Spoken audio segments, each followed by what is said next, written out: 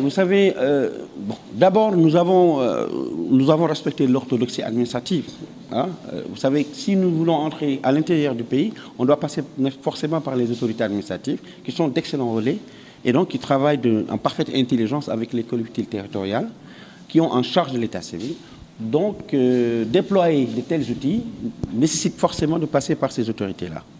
Et si aujourd'hui vous avez mené elles vont servir à rappeler, parce que moi je ne vais pas dire attirer l'attention, rappeler les populations sur la nécessité d'enregistrer les faits d'état civil qui concernent les populations, que sont les naissances, les décès et les mariages. Est-ce que des manquements sont repérés dans ce sens? Vous avez parlé tout à l'heure de formation des agents.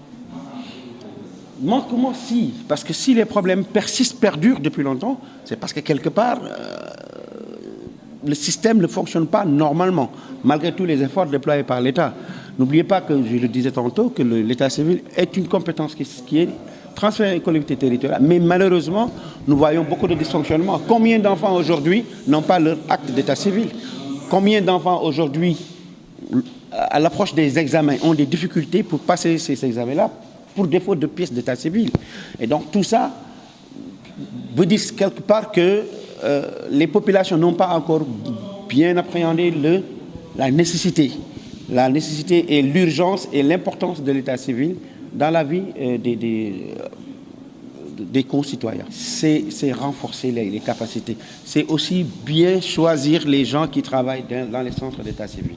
Vous savez, l'état civil traité toujours en parent pauvre, parce que les gens croient que c'est quelque chose de très léger, pas tellement important, alors qu'on sait qu'aujourd'hui, toutes les politiques publiques sont quand même préparées sur la base de données statistiques issus des centres d'état civil pour savoir combien de populations, combien de gens naissent, combien de gens meurent, quelles sont les familles qui se créent, combien d'écoles il faut donc, conséquemment, combien d'hôpitaux il faut, etc., etc. Et donc, si nous n'avons pas des données qui sont fiables, donc basées sur peut-être des centres, des documents administratifs d'état civil qui sont sûrs et qui ont été bien faits, mais nous n'aurons jamais de données fiables. Nous ne pourrons jamais mener à bien ces politiques-là. Et donc, l'État est obligé de prendre ses responsabilités et d'accompagner les collectivités territoriales.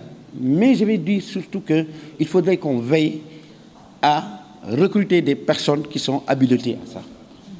Travailler dans les centres d'état civil nécessite au moins d'avoir un petit bagage intellectuel, un certain niveau académique.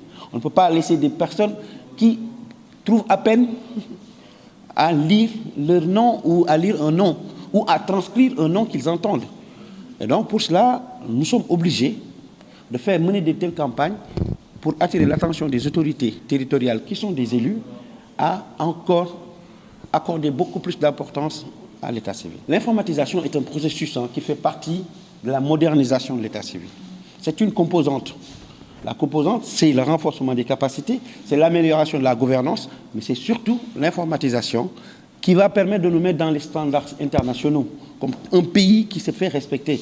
Et je vous assure que l'État est en train de faire des efforts extraordinaires. Vous savez, l'État est un monstre qui travaille sans le dire. L'État n'a pas besoin de faire des campagnes électorales pour dire voilà ce que je fais, parce que ce sont des missions régaliennes, ce sont des missions quotidiennes que nous faisons. Mais je vous assure que le jour